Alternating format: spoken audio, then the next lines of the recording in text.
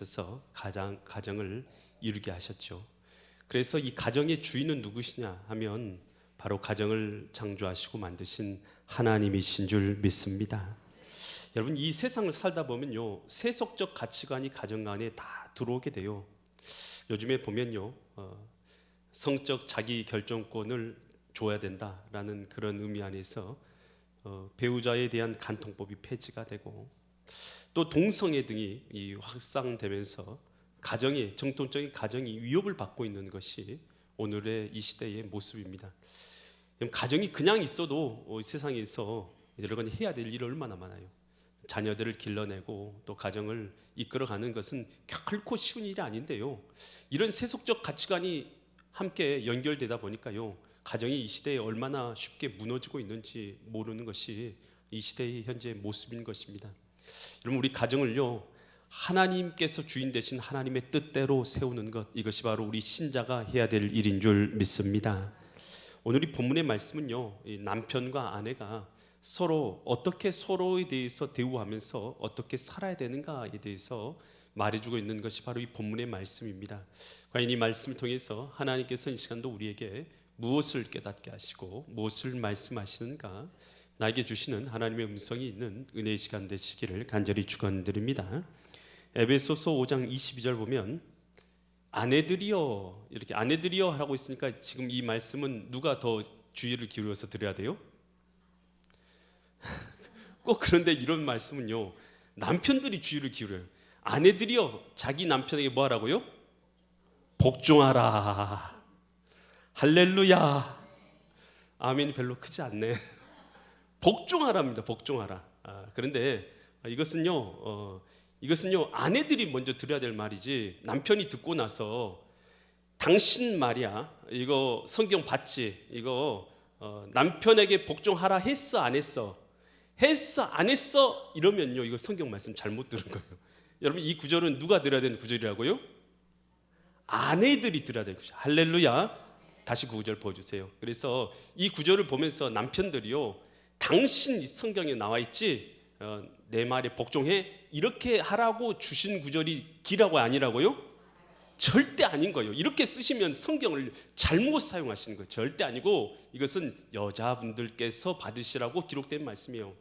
남편에게 복종하기를 누구께 하라듯 하시라고요?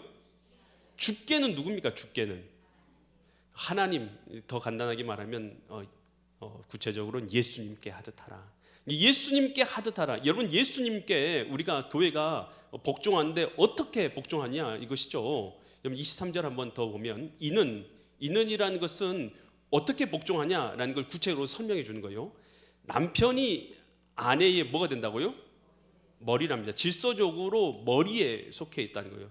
그래서 어떻게 복종했냐? 그리스도께서 교회에 뭐가 되셨어요? 머리 되신 거죠. 여러분, 우리가 지금 예수님의 이름으로 예배하고 예수님을 경배하잖아요.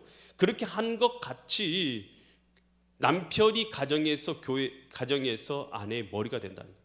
그가 바로 몸의 구주, 주인이시라는 거예요. 그래서 24절, 그러므로 결론적으로 말하죠. 교회가 예수님께 어떻게 해요? 여러분, 복종하는데 맹목적으로 복종합니까? 아니면 존경하고 사랑하고 그렇게 해서 복종하는 것입니까? 여러분, 존경하고 존중하고 사랑해서 복종하는 것이지, 우리가 예수님 앞에 맹목적으로 복종하는 게 아니잖아요. 그래서 교회가 그리스도께 하듯이, 여러분, 아내가 남편에게 어떻게 해야 되는 것이요? 범사에 자기 남편에게 복종하랍니다. 복종하라. 그러니까 이 남편을 향해서 어떤 마음을 품으냐면 존경의 마음을 품으라는 것이에요. 존중의 마음을 품으라는 것이에요. 사랑의 마음을 품으라는 것이에요. 이 구절로 남편이 쓰면 된다고요, 안 된다고요? 안 돼. 남편 너 내게 복종해, 이렇게 쓰면 절대 안 돼. 이거 성경에서 원하는 바가 절대 아니에요. 절대 그렇게 쓰시면 안 되고요. 아내가 남편을 향해서 어떤 마음을 품어야 되냐? 존경하는 마음, 존중하는 마음, 이 사랑하는 마음을 품고 남편을 대우해라라는 것이에요.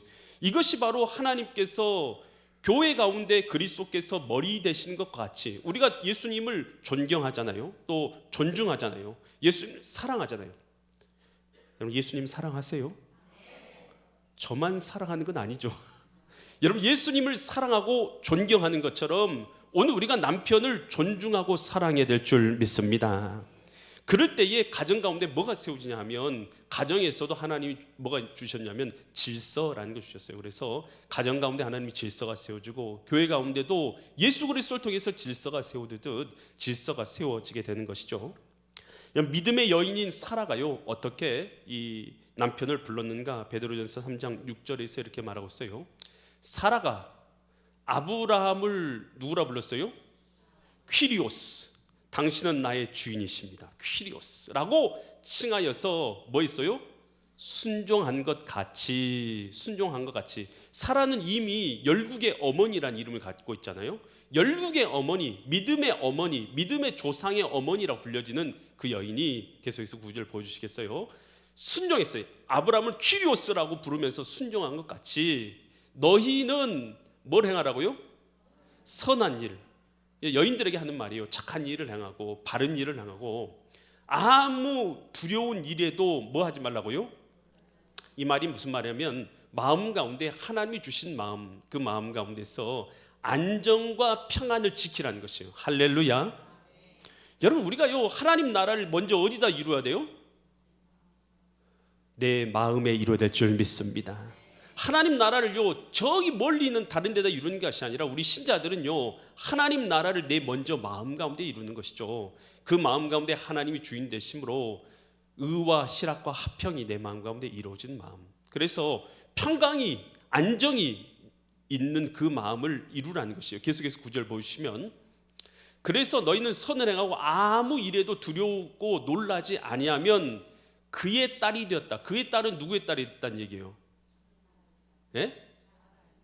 사라의 딸. 이 사라의 딸이 됐다는 것이 어떤 뜻이냐면 믿음의 딸이 되었다라는 것입니다.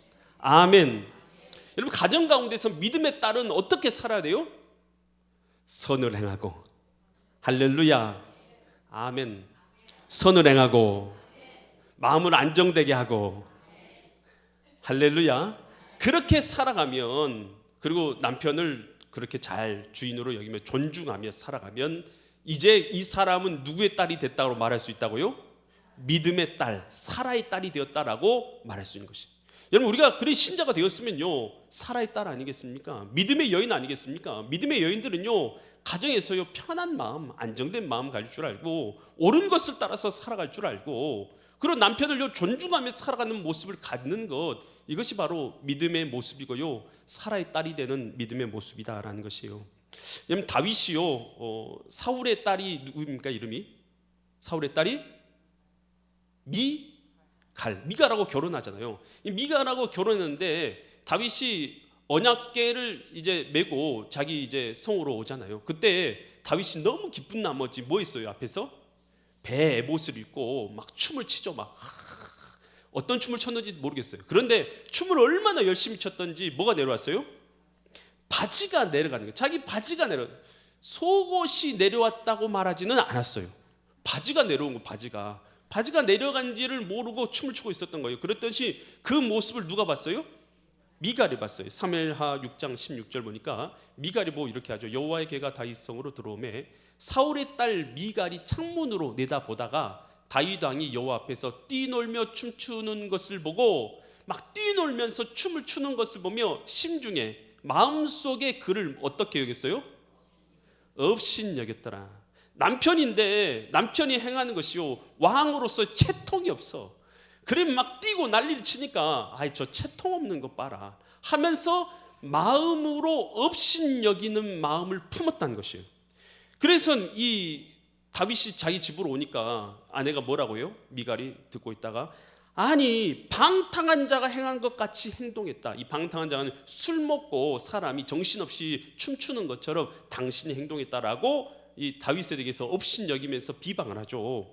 그래서 다윗이 이 말을 듣고 뭐라고 말합니까? 다윗이 내가 아무리 하나님 앞에서 채통 없이 행동을 했어도 나는 너보다는 높은 사람이다. 그렇게 말하면서요 그 여인을 이제 미갈을 가까이 하지 않죠. 그러면서 미갈은요 죽는 순간까지 자녀를 가져요, 못 가져요? 자녀 없이 인생을 마감한 여인이 미갈이에요. 여러분, 성경에서 우리에게 아주 중요한 원리를 하나 가르쳐줘요. 내가 존중하면 존중이 여김을 받고요, 내가 사랑하면 사랑의 여김을 받고요. 여러분, 내가 섬기면 섬기는 받는 것이에요. 이거 성경의 법칙 아니겠어요? 만물을 지으신 하나님께서 그렇게 이루게 하시고 심은 대로 거두게 하시는 것이죠. 그런데 내가 업신여기면 어떻게 받아요?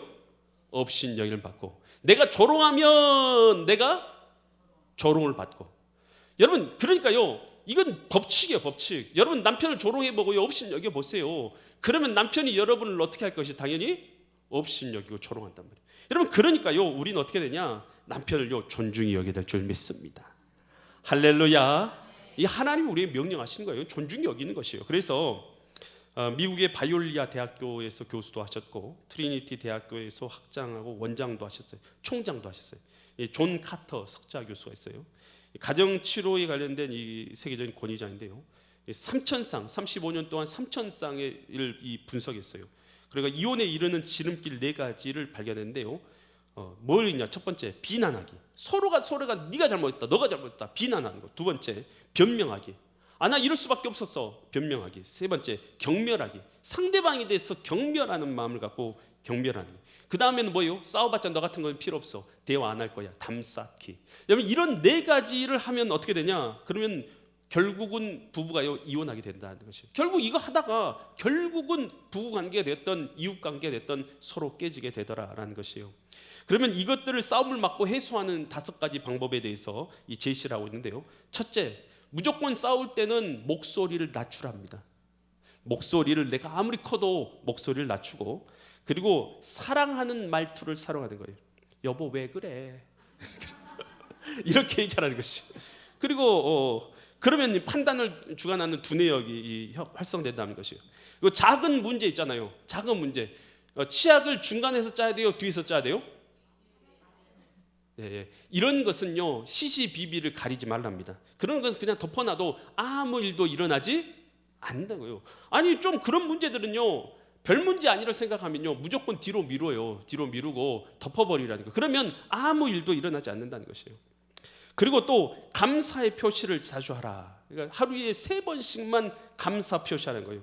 여보 감사해요, 여보 고마워요, 여보, 이렇게 고맙고 감사하다는 표시를 하루에 3번만 해도요, 이혼율은 확 떨어진다는 것이에요.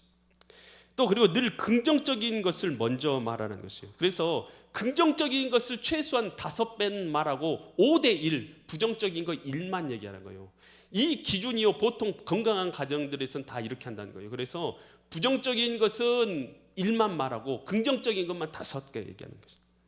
또 그리고 작은 관심과 배려가 친밀함과 신뢰의 기초가 된다. 그래서 작은 관심을 잘 보여주는 거예요. 남편이 집을 출근하거나 나갈 때 어떻게 해야 돼요?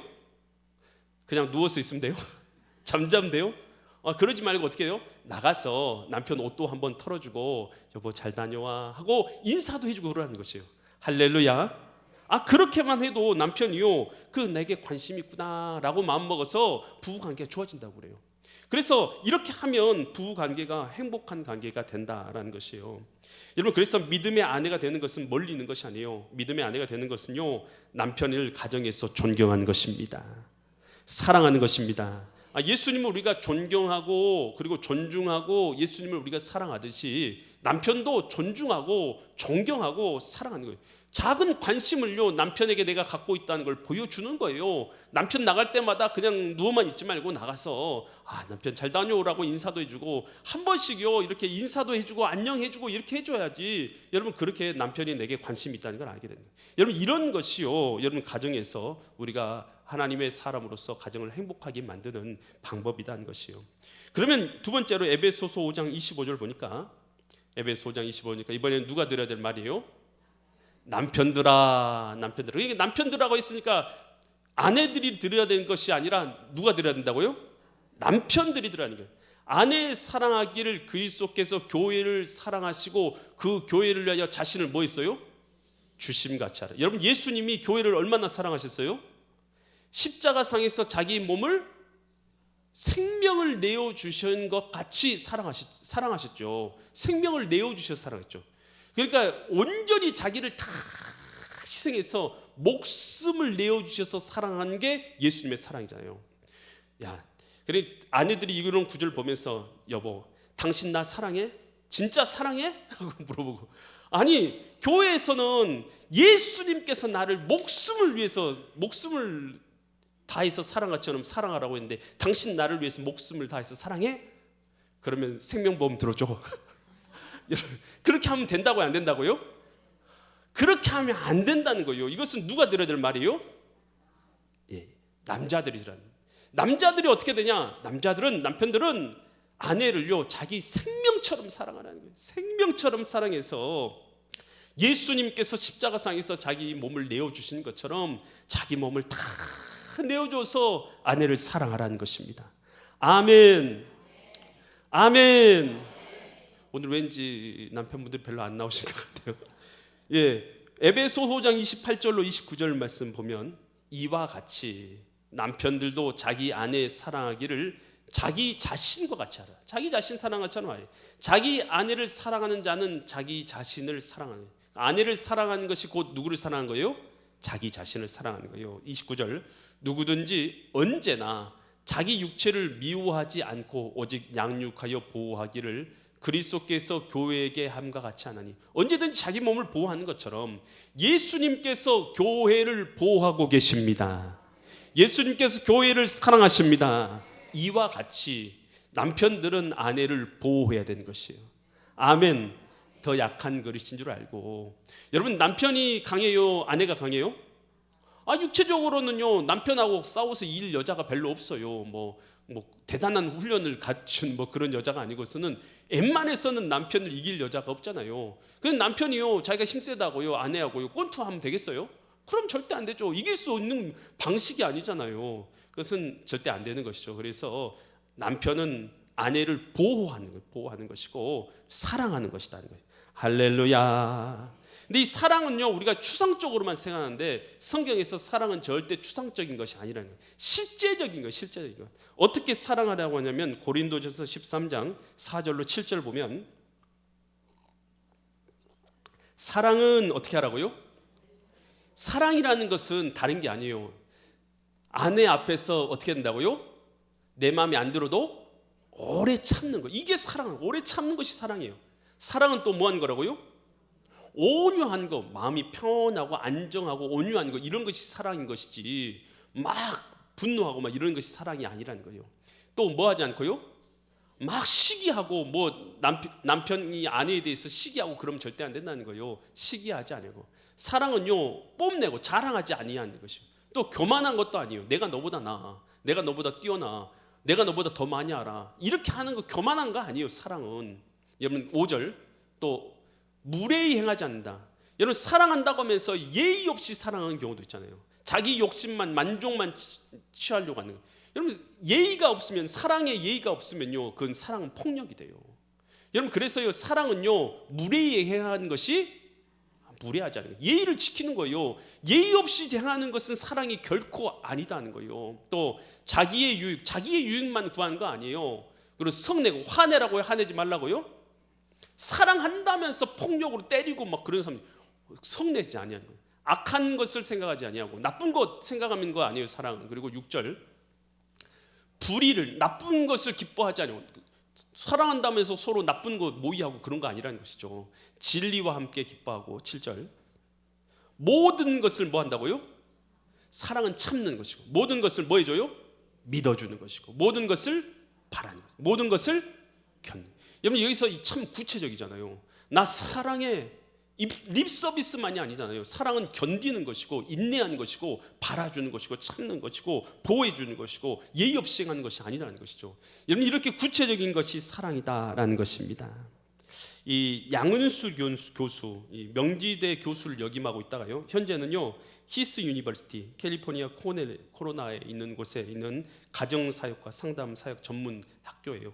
여기서 지금 총장이 되었어요. 근데 거기서 그녀가 교수님이 쓴 사랑과 행복의 대화라는 책이 있어요. 거기서 이 신자의 성경적 가정생활을 위해서 부부간의 대화를 아름답게 이끌어가는 5가지 대화에 대해서 말이에요. 이 5가지 대화를 통해서 에덴 동산의 천국을 가정 가운데 하나님의 나라를 이룰 수 있다라고 이렇게 말하면서 천국 방언 5가지를 말했는데요. 첫째, 한번 따라서 할까요? 미안해요. 미안해요 하라는 것이요. 자존심이 세우면은 미안해요가 돼요, 안 돼요? 안 돼요. 하지만 자존심을 무조건 꺾고 자존심 세우기 전에 먼저 사과하는 마음을 갖는 것이요, 미안해요 라고 사과하는 거예요. 두 번째, 괜찮아요. 괜찮아요. 이게 상대방을 너그럽게 용서하고 받아들인 태도죠. 그래서 괜찮아요. 여러분 한번 생각해 보세요. 죄를 저질렀는데 그 죄를요 계속해서 언급해 봐요. 그럼 어떻게 그 사람이 살아요? 살 수 있어요, 없어요? 못 살죠. 그러니까 용서해 주는 건 괜찮아요 라고 이해해 주는 것이에요. 아무리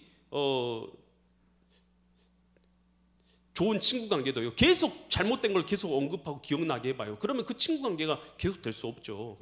과거는 잊어버려야죠. 그래 좋은 친구 관계 이어지는 것이죠. 또 고마워요. 따라서 합니다. 고마워요. 이것은 서로 상대방의 존재 가치를 인정해 주는 말이에요. 고마워. 당신 때문에 고마워. 당신이 있어줘서 고마워. 존재 자체가 고마운 거예요. 여러분 혼자 산다고 생각해봐요. 얼마나 여러분 재미없어 인생이. 그렇죠. 인생은요 가치 있다는 존재 자체가 감사한 거예요. 그리고 네 번째, 잘했어요. 자, 크게 해보세요. 잘했어요. 비방이 아닌 이 격려의 말을 해주라는 것이요. 또 그리고 다섯 번째 중요한 말이죠. 사랑해요. 사랑해요. 여러분 이 말 좀 해주란 말이에요. 남편이 사랑해요 했는데 아내가 뭐라고 해줘야 돼요? 나도 사랑해요. 이 정도는 해줘야지. 네, 그렇게 해야지 가정이 화목한 가정이 된다는 것이고, 그래서 이게 천국 방언이랍니다. 하나님 우리에게 주신 천국 방언. 이거요 잘 사용하면 가정이 화목해진다는 것이에요. 아멘. 베드로전서 4장 8절에서 이렇게 말해요. 무엇보다도 뜨겁게 서로 사랑하라. 사랑은 뭘 한다고요? 많은 죄를 덮느니라. 여러분 죄는요 덮어주는 것이 있어야죠. 그래야지 또 언급하고 또 언급하면요 갈라질 수밖에 없어요. 그러니까요 덮어줘야 돼. 잘못은 덮어주는 거예요. 그래서 오늘 우리가 교회에서요 남편이요 예수님께서 교회를 사랑하신 것처럼 남편은 아내를 사랑해야 될 줄 믿습니다. 사랑은 참 구체적이라는 것, 오래 참는 것, 용서하는 것, 배려하는 것, 예의 없는 것 사랑 아니다라는 걸 알고 사랑해야 되는 것이죠. 에베소 5장 31절에서 이렇게 말하는데, 그러므로 사람이 부모를 떠나서, 부모를 떠난다는 게 무슨 말이에요? 부모를 떠난다라는 것은 이 육체적인 떠남을 말하는 것뿐만 아니라 뭐예요? 정신적으로, 정서적으로, 또 영적으로 다 부모를 떠나는 거예요. 그래서 독립을 한다는 것이에요. 그래서 부모를 떠나요. 남편이 되었던 아내가 되었던 결혼을 하면 정서적으로나요 그것은 이제 떠나서 가정을 이루는 거예요. 부모를 떠나서 그 아내와 뭐 하라고요? 합하라. 이 합하라는 단어는 프로스칼레오라는 단어를 썼어요. 이 프로스라는 단어는 함께라는 단어고요, 칼레오라는 단어는 붙이다라는 단어예요. 그래서 우리가 풀 같은 거나 본드 같은 걸로 이 종이 같은 거 붙일 수 있잖아요. 이렇게 종이 풀 붙여가지고 붙였어요. 그럼 이게 프로스칼레오가 된 거란 말이에요. 함께 붙였으니까. 여러분 그럼 이거 뛸 수 있어요, 없어요? 뛸 수가 있긴 있어요. 뜯으면, 그런데 정상적으로 뜯어져요? 아니면 다 지저분해지거나 아주 못 쓸 종이가 돼요? 못 쓸 종이가 되죠. 여러분 그래서요 여러분 이걸 알아야 돼요. 사람이요 결혼했다가 이혼하는 거 할 수도 있어요. 할 수 있는데 여러분 이걸 알아야 돼요. 프로스칼레오라니까요. 한번 붙였다가 뜯어놓으면요 마음의 상처가 장난이 아니에요. 그 사람요 평생 그 상처를 안고 살아가게 되는 것이에요. 여러분 그래서 이 성경 우리에게 말하는 것은, 결혼한다는 것은 프로스칼레오를 본드로 붙이는 거랑 비슷한 거예요. 접착제로 종이를 붙이는 것과 비슷하다는 거예요. 그러니까 이제는요 둘이 아니라 하나니까, 이제는 나로 사는 게 아니라 뭘로 살아야 되겠어요? 우리로 살아야 되는 것이. 한번 따라서 하겠습니다. 나로 사는 것이 아니라 우리로 살아야 된다. 그래서 이제 정서적으로나 인격적으로나 우리로 살아가는 것이, 하나로 살아가는 것이 가정이다라는 것이에요. 그래서 이것은 하나님께서 가정의 배우자는 누가 주셨냐? 누가 주셨어요? 하나님이 주셨습니다. 그래서 마가복음 10장 9절에서 이렇게 말해요. 마가복음 10장 9절에서 그러므로 하나님이 뭐 해주셨어요? 내가 짝지었다 생각, 내 눈에 콩깍지가 씌었다고 생각하는데 하나님께서 짝지어 주신 것입니다. 이걸 믿어야 돼요. 믿습니까? 하나님께서 짝지어 주셨다는 걸 믿으라는 것이요. 히브리서 13장 4절에서 그래서 어떻게 하라는 거예요? 모든 사람은 결혼을 쉽게 여기라고요? 쉽게? 귀히 여기고 침소를 더럽히지 않게 하고 그렇게 살아가라는 거예요. 음행하는 자들이나 간음하는 자들을 하나님께서 내버려 두신다고요? 심판하시리라. 하나님이 심판하신답니다. 그래서 잠언 5장 18절로 19절 같이 살아가는 거예요. 내 셈으로 복되게 하라. 내가 언제 얻은 여인을요? 젊어서 취한 아내를 즐거워하라. 19절. 이는 사랑스러운 암사슴 같고 아름다운 암노루 같으니 너는 그의 품을 항상 어떻게 여겨야 돼요? 아내의 품만 족하게 여겨야지 다른 여인의 품을 족하게 여겨서는 안 된다는 거예요. 그의 사랑을 항상 어떻게 하는 거예요? 아내의 사랑 항상, 아내에 대한 사랑을 항상 연모하는 마음으로 남자들은 살아가야 한다는 것이에요. 이 프랑스 철학자, 문학가, 비평가였던 이폴리트 아폴리텐이라는 사람이 아주 유명한 결혼에 대한 말을 남겼어요.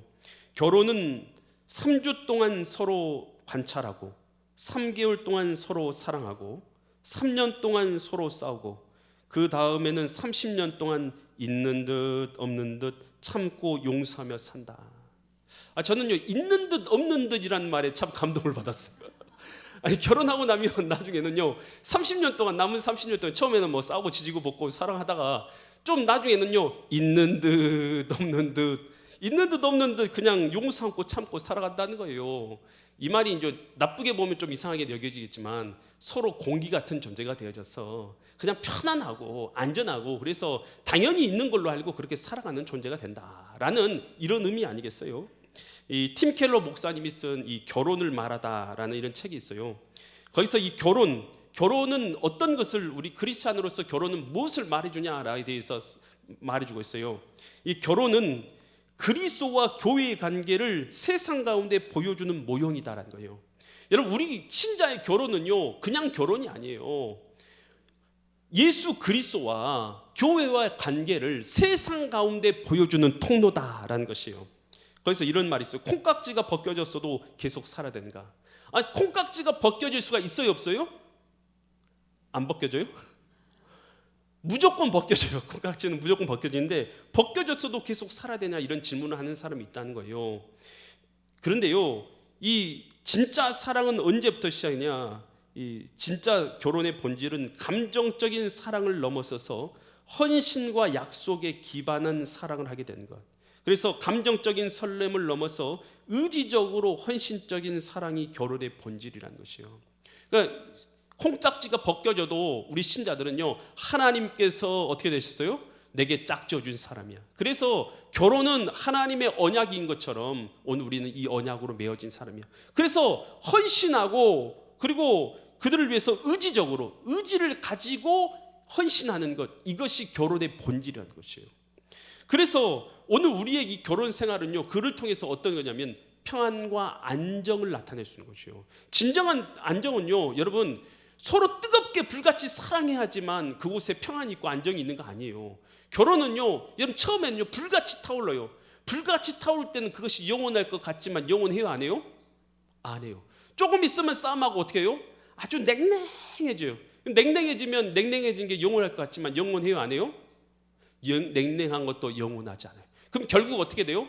조금 지나면 이 숯이 되는 것처럼 은근한 따뜻함이 은근하게 지속되는 평안과 안정의 관계가 쭉 유지되는 거, 이게 결혼이란 말이에요. 그러니요 오늘 우리는요 이 결혼 생활을 통해서 서로 간에 서로에 대해서 의지를 가지고 헌신함으로 말미암아서 안정된 가정을 만들어야 되는 것. 그를 통해서 세상 가운데 그리스도와 교회의 관계의 모습이 어떠한지를 나타내는 것. 여러분 이것이 교회의 우리 가정의 목적인 줄 믿으시기 바랍니다. 잠언 17장 1절에서 이렇게 말해요. 마른 떡 한 조각만 있고도 뭐 하는 것이 나요? 화목하는 것. 이렇게 돈을 이렇게 많이 못 벌어 이렇게 하지 말라고요. 하지 말고 제육이 가득한 집에 있는 것보다 다투는 것보다 낫다는 거예요. 여러분 우리 가정을요 뭐가 목적이 되어야 되냐 하면 여러분 가정을 통해서 여러분 내가 없는 거 다 채워, 내 남편이 내가 없는 돈, 내가 없는 내가 필요한 거 다 채워주는 그런 존재로만 가정을 바라보고 결혼하면요, 행복에서 멀어진 거예요. 진짜 본질에서 멀어진 거예요. 가정은 하나님께서 주인 되시는 여러분 화목의 하나님 나라의 공동체를 이루는 것, 이것이 가정의 목적인 줄 믿으시 바랍니다. 그래서 이 아내들은 남편을 뭐하고요? 존경하고, 할렐루야. 남편들은 아내를 목숨같이 사랑하고, 할렐루야. 그리고 가정에서는 서로가 헌신하는 관계, 이러므로 말미암아 하나님이 원하시는 가정을 이루시는 믿음의 거룩한 성도님들 되시기를 예수 그리스도 이름 받들어 간절히 축원드립니다. 기도드리겠습니다.